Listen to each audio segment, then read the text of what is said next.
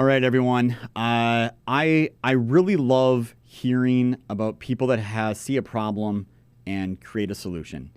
And a lot of people, and this is what I did at Diesel, right? I said, hey, there's a problem here. We're going to do something. And I remember people telling me when I said, I'm going to go document every fault code that exists, people are like, that's impossible, or that's stupid. Why would you do that? Do you know how big that is? Like all the naysayers and these people. So what you're going to hear in this podcast is with Zac Jones. So again, this is someone that worked in a space for a while, saw a problem, and said, I'm going to make a solution. And these are not overnight success stories. I mean, they're just getting going. They're in beta, about to open it up to the general public, and there's real challenges. I mean, there's only so much time and so many dollars you have to spend on things, and you have to get them going. And he had a lot of things he needed to overcome here because the marketplace he's trying to build, you can only have a marketplace if people can find the thing they're looking for. And in the world of off-highway construction, ag, componentry, and parts, that stuff's behind paywalls. Only dealers have access to those things. It's a really hard thing to do. So he's doing a very similar thing to what we do with Diesel Parts, but we're more focused on commercial truck. He's more on the off-highway. He took a different approach. And he might be right. I might be right. Maybe we're both right. I don't know. But I love the story. I love talking to people like this. And if anything you get out of this is where there's a will, there's a way. So enjoy the episode. Grab a cocktail, popcorn, whatever you want. Take a listen. And I think you'll come away saying, man, we need more Zacs in the world out there creating solutions to problems. So enjoy the episode.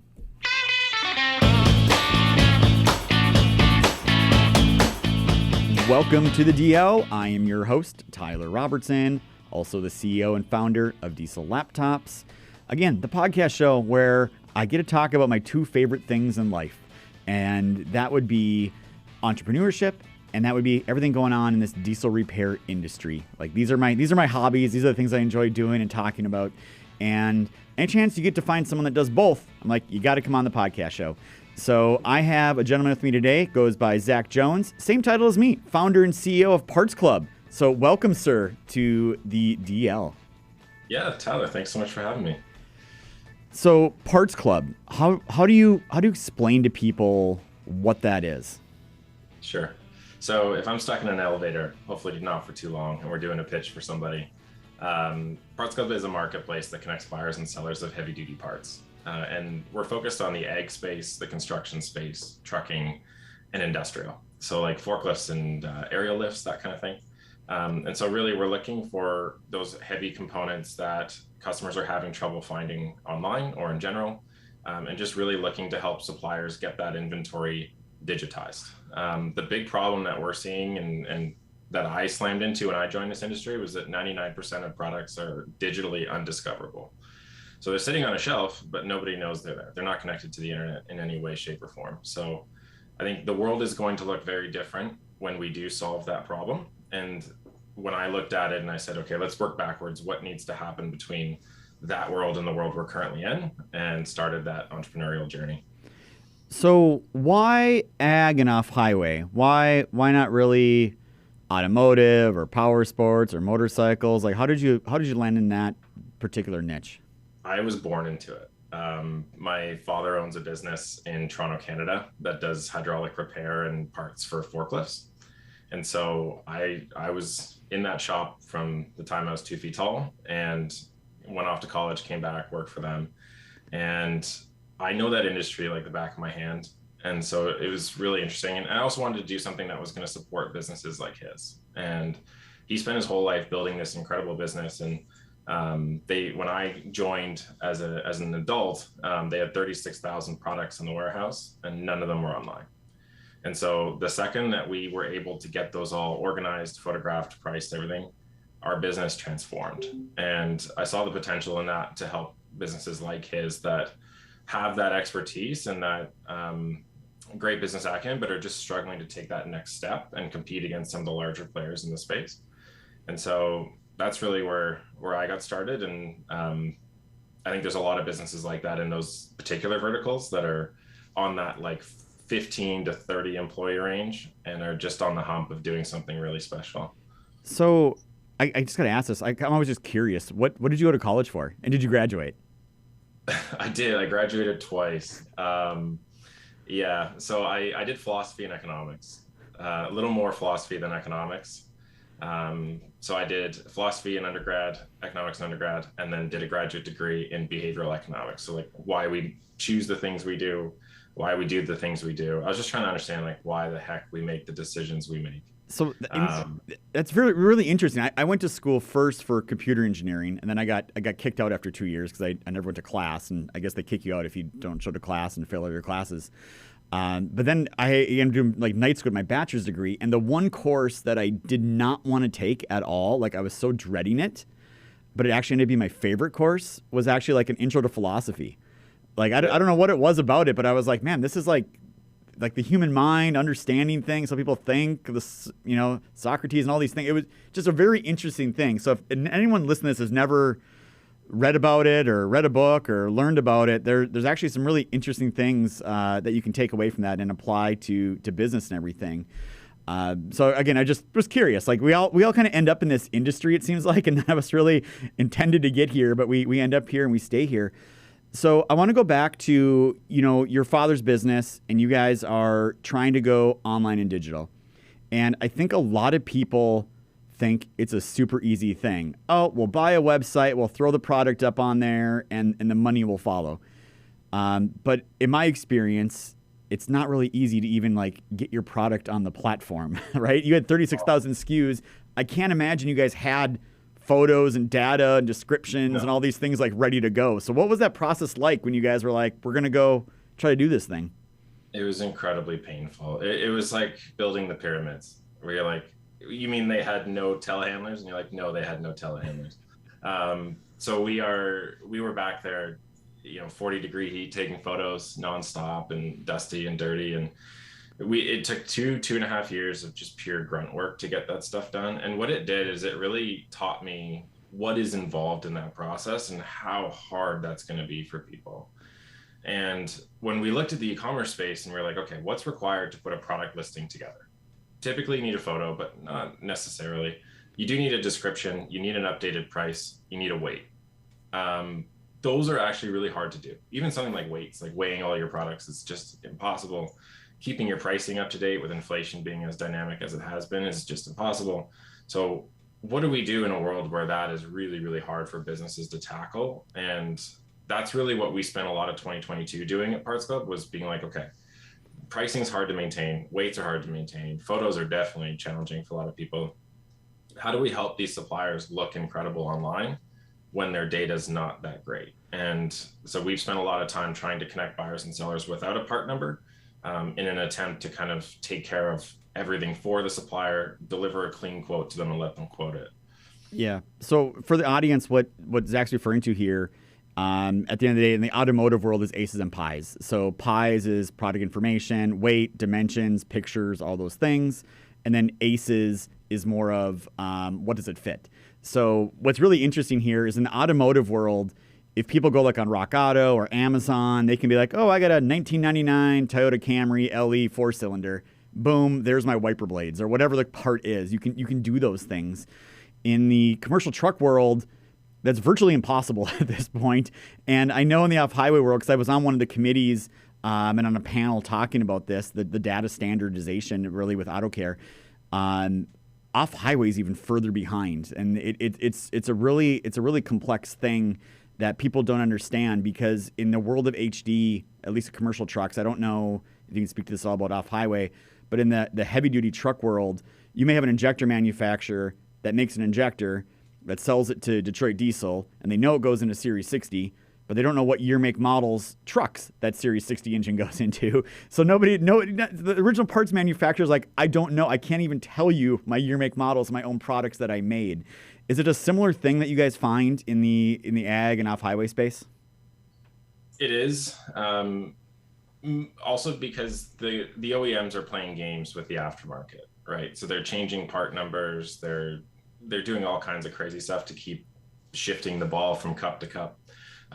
So it is really hard, both from the supplier side and the buyer side, to come together based on a part number.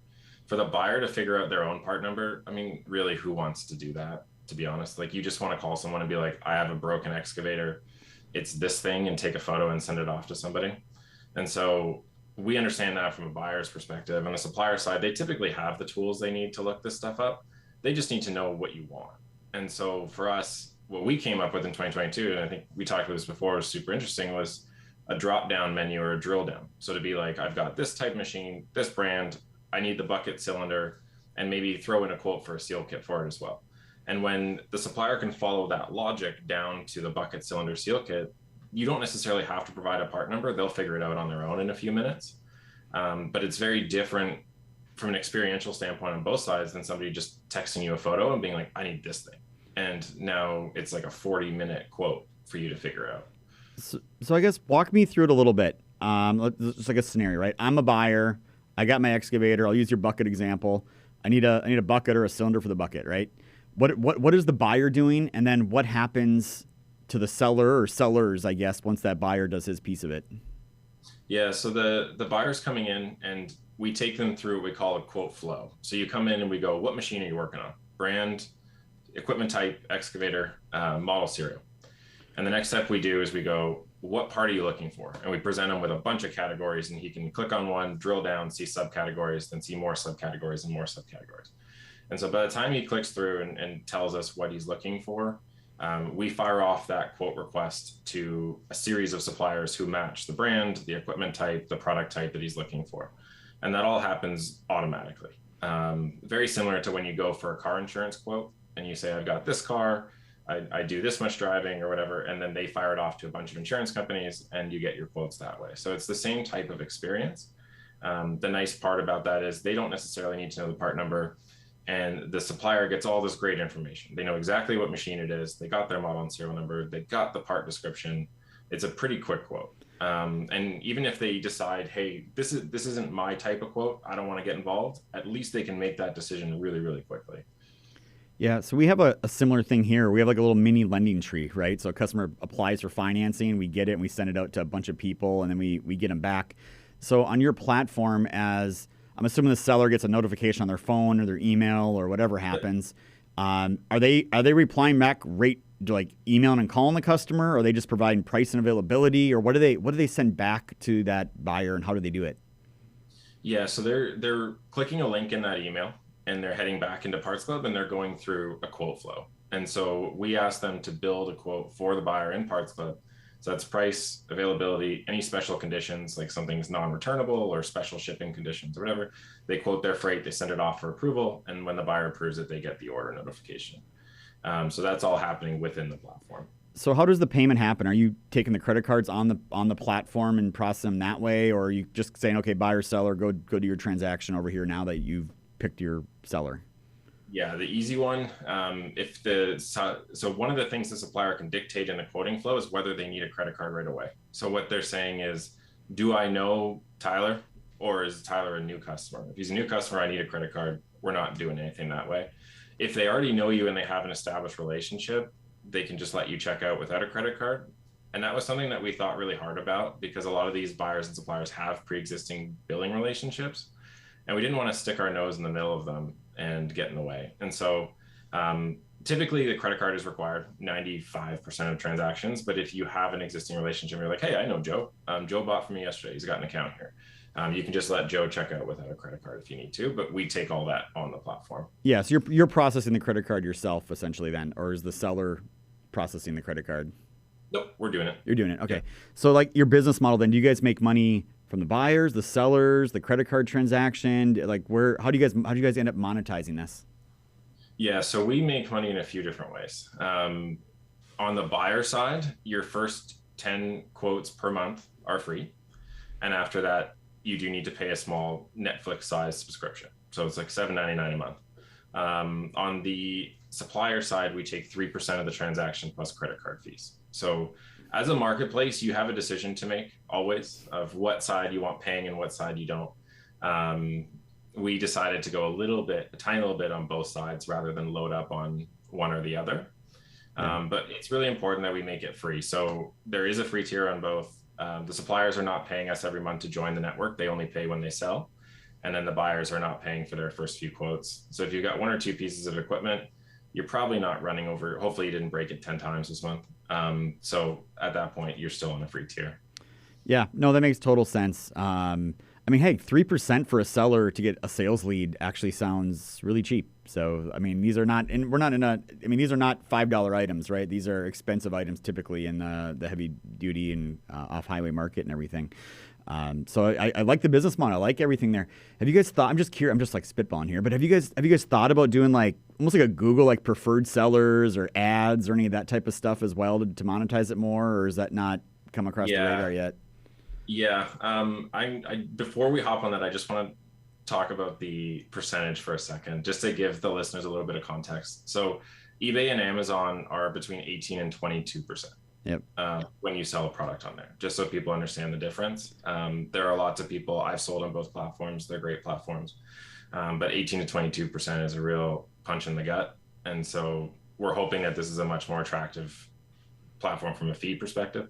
When it comes to advertising, we are advertising on the platform, so we do help brands.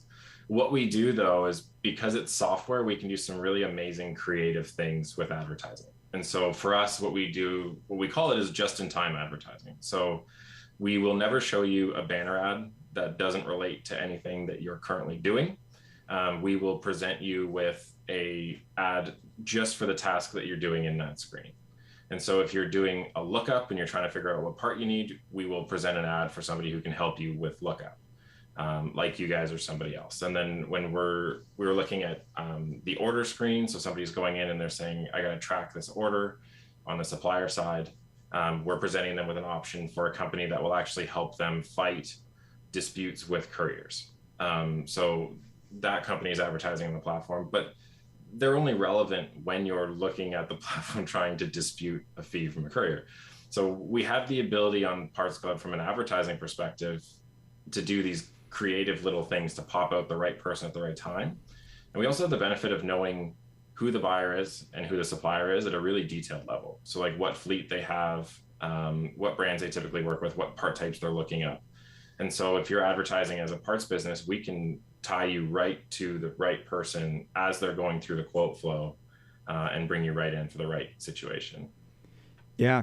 So anytime you build a marketplace, no matter what it is, right? Like in your case, physical parts. I remember reading about Reddit when they first got started, the online forum, right? I mean, they needed people to create content and they needed people to respond. So they'd like make fake accounts and just do things to get traffic, right? But it's always the marketplace, always the challenge, because you can't have buyers if there's no sellers, and you have to go convince a seller to go jump on this platform, but you have no buyers yet. So how was that when you first started getting going? Was it, I'm assuming you went after sellers first, and what was it like trying to find sellers, or even the first one? Yeah. So definitely a challenge. I wouldn't advise it to people. It's an emotional roller coaster to go through that one. But there are suppliers out there 100% in every industry that are looking for the next big thing. And it's really important that when you look at a market, that you don't look at it as one homogenous group, and you break it out into early adopters, mid adopters, late adopters, and what we call laggards. And so when we look at the market of suppliers for trucking or ag or whatever, we're dividing all those potential suppliers out in terms of whether they're likely to adopt tech early, mid, late, or potentially never. And so we're not wasting our time going after the right people. And one of the best indicators for us was like, do they have a great e-commerce website? If they've already tackled that, they've probably got their product data organized. They're probably looking for customers online. Those were the folks we reached out to. And that was a really good strategy for us to break the back of it. The other thing was, I used DoorDash as a model. So it's like 2008, 2009. I bought a pizza on DoorDash, and the pizza took like 3 hours to come. And the reason was that I didn't actually buy it from the pizza shop. I bought it from DoorDash, and then they turned around and bought it from the pizza shop, and the tracking number wasn't linked, and it was just a nightmare. But the fundamental thing that I learned there was like, we don't have to necessarily wait. So what we do is we put the supplier on. If you request a quote from the supplier, we have a team that will literally call them and be like, what is your price for this product? And we will sell on their behalf and send them the money. So sometimes you do need that manual bridge yourself between the supplier and buyer just to kind of get it going. But yeah, it is a very big challenge. And one that I spend a lot of time talking to advisors and other entrepreneurs about, for sure. Yeah, no, I mean, we get a similar thing going on. I'm talking about early adopters, right? Like we're launching a reseller program, and there's some people that they do the pitch, they're like, give us the form, paperwork, we're signing up, we're ready to go.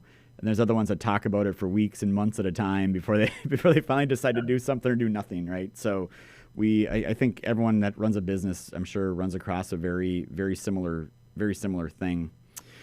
So setting up a marketplace, not easy, not difficult. How far are you guys into this? How long has the platform been up for, and how's it been going so far? I guess it's always tough. I mean, I was bootstrapping my company in my garage 7 years ago, so I know the struggle of just not enough hours in the day and not enough resources. So how things been going? Good. Yeah. So we launched a beta version. So behind the login page. So everybody using the platform right now has to log in. They need an account approved by us. And so we've been testing that for about 8 or 9 months with wholesale businesses working with each other. And we've learned a lot, and it's been great. We are going to go public ahead of the login page on January 1st, 2023. So everybody will be able to see all the uploaded parts, buy a product, create a quote request, all that stuff right off the bat. And that'll start the first day of next year. Yeah. Yeah. No, I mean, you want that open enough, right? When Google starts picking you up and all these other things happen too, and the traffic and whatnot. So I totally get it. And I think the other interesting thing here is I mean, you built a software company. I didn't, you didn't graduate with a software degree. You got a philosophy degree, right? How was that journey of figuring out, like, I need to build a software program and I know nothing about software? How did that journey start for you? Yeah, I mean, the details of it are tough. You got to learn the tools and whatever else. But what I studied in school was choice architecture, and software for me is like the best sandbox for that, because it's so malleable and so manipulatable, and we can test stuff. And so we can throw 5 buttons onto the platform and see which one people are interacting with in real time. And so it's a really amazing opportunity for me to kind of take what I learned in the past and apply it to a new situation. And so software is something I've kind of always been around, but I've certainly had to learn a lot about a lot. And the part that I've really learned to appreciate the most is databases. It's the really boring part of it. But something as simple as, like, when you go to create a quote on PartsClub, we ask you, what type of equipment are you looking for? And if you select loader, we need to know what brands to show you. We can't show you every construction brand. It's going to be really annoying. And then of the 30 loader brands, we need to surface the right 5 or 6 so that you're getting the most popular ones up top. And so you have a database of equipment, a database of brands for each equipment, and a database of the most popular brands for that brand set. And so you end up with all these databases on databases on databases. And you end up looking at the world through a series of databases, and it's really, really interesting to do.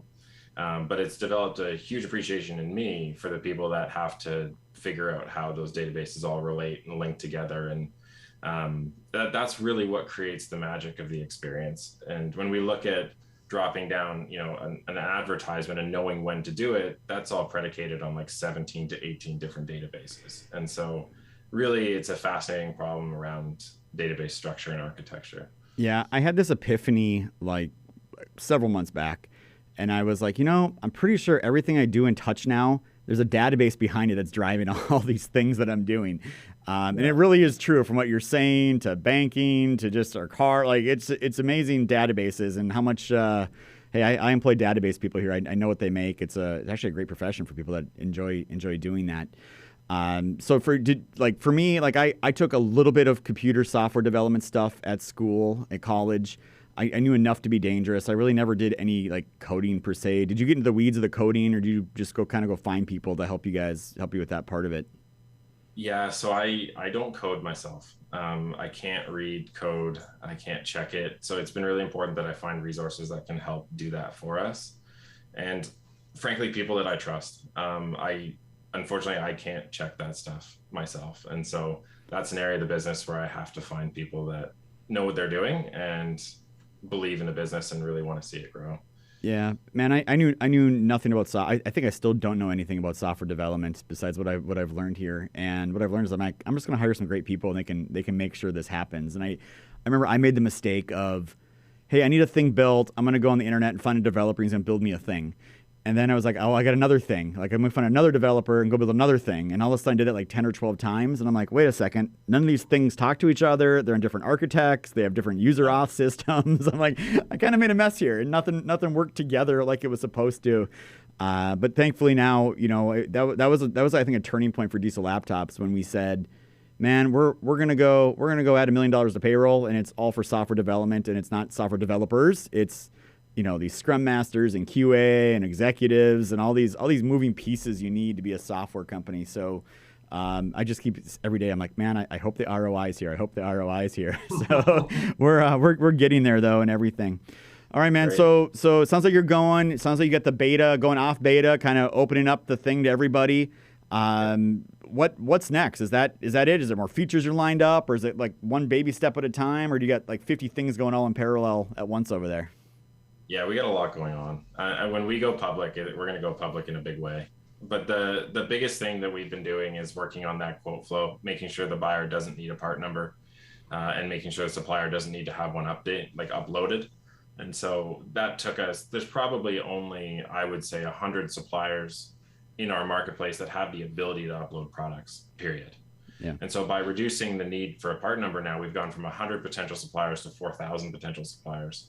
And so same thing with the buyer. With the buyer, we went from 1,000 buyers a day that could realistically use it to hundreds of thousands globally. And so it's going to get real hot, real fast in January and February, and we're looking forward to it for sure.